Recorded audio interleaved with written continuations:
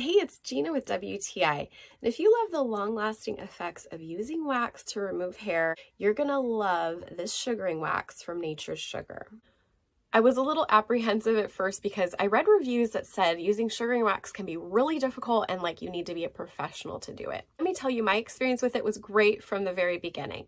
It does take a little bit of practice because there is a technique involved. You're going to apply this against the natural direction of hair growth. You're going to smooth it on with the flick card 3 times, making sure that you lift up and then start over at the beginning.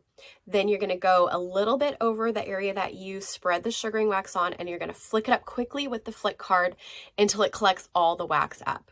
And I even did it at my armpits, which I've never waxed before. And although, hey, a few hairs were left because, again, I'm just starting at this, I'm so impressed with how well it worked. I use this on my legs, my bikini area, and my armpits, and I love that I can see the root of the hair after pulling it out.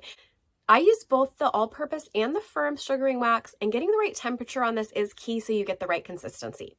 If it's too firm, it's not going to spread, and if it's too warm, it's going to be too sticky and you won't be able to flick it up. So just a little bit of practice and you will get it down.